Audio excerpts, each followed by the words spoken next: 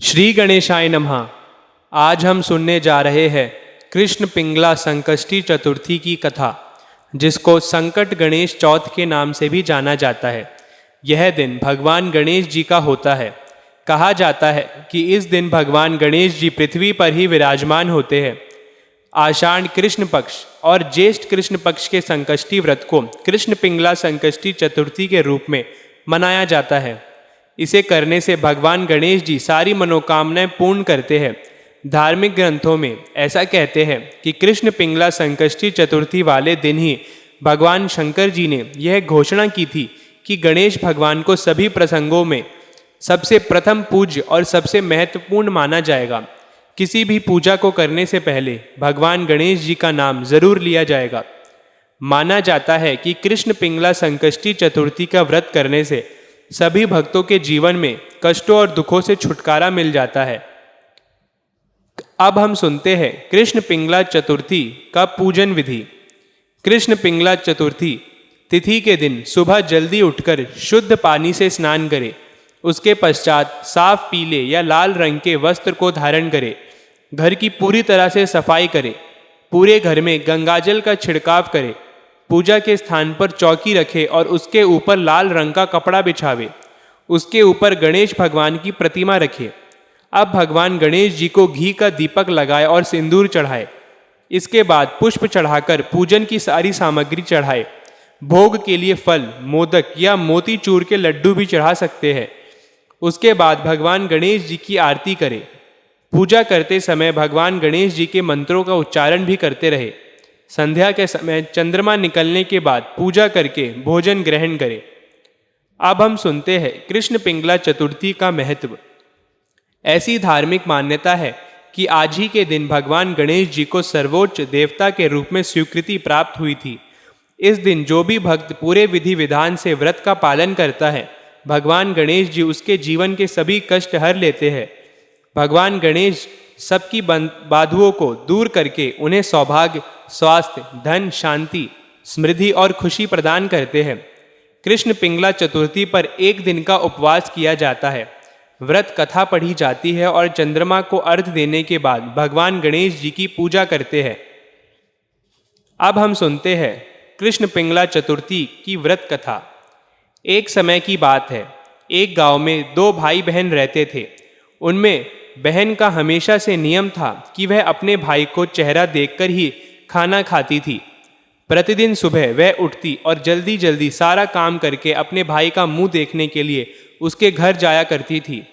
एक दिन रास्ते में एक पीपल के नीचे गणेश जी की मूर्ति रखी थी। उसने भगवान के सामने हाथ जोड़कर कहा कि मेरे जैसा अच्छा सुहाग और मेरे जैसा अच्छा पीहर सबको दीजिए। यह कहकर वह आगे बढ़ गई। जंगल के झाड़ियों के कांटे उसके पैरों में चुभते रहते थे।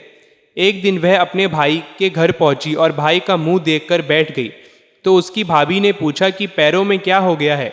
यह सुनकर उसने भाभी को जवाब दिया कि रास्ते में जंगल के झाड़ियों से गिरे हुए कांटे पांव में चुभ गए हैं। जब वह तापस अपने घर आने लगी तब भाभी ने अपने पति से कहा कि उस रास्ते को साफ करवा दीजिए, आपकी बहन के पांव में बहुत सारे कांटे चुभ गए हैं। भाई ने तब कुल्हाड़ी लेकर सारी झाड़ियों को काटकर रास्ता साफ कर दिया, जिससे गणेश जी का स्थान भी वहां से हट गया। यह देखकर भगवान क्रोधित हो गए और उसके भाई के प्राण ले लिए।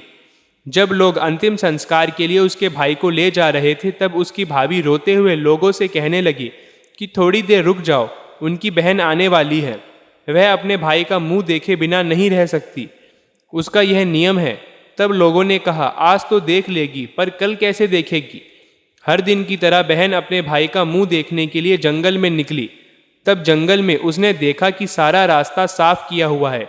जब वह आगे बढ़ी तो उसने देखा कि सिद्धि विनायक को भी वहां से हटा दिया गया है।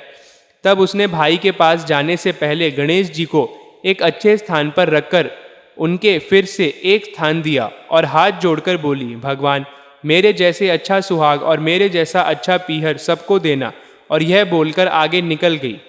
तब भगवान सिद्धि विनायक ने उसे आवाज लगाई और कहा कि बेटी, इस खेजड़ी की 7 पत्तियां लेकर जा और उसे कच्चे दूध में घोलकर भाई के ऊपर छींटे मार देना, वह जीवित हो जाएगा।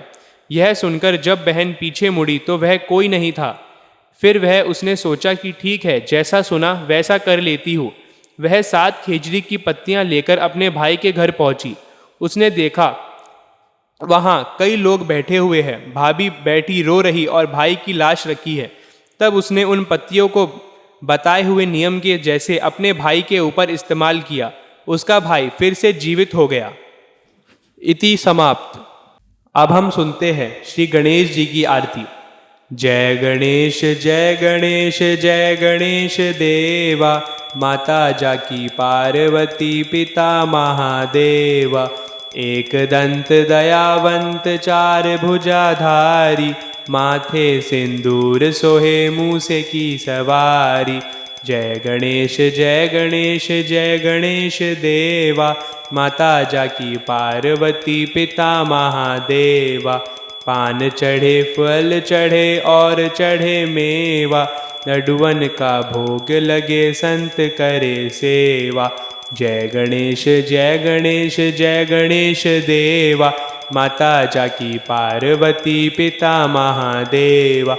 अंधन को आँख देत कोढ़िन को काया, बांझन को पुत्र देत निर्धन को माया। जय गणेश जय गणेश जय गणेश देवा, माता जाकी पार्वती पिता महादेवा। सूर श्याम शरण आए सफल की जसेवा, माता जाकी पार्वती पिता महादेवा। जय गणेश जय गणेश जय गणेश देवा, माता जाकी पार्वती पिता महादेवा। बोलिए गणेश भगवान की जय।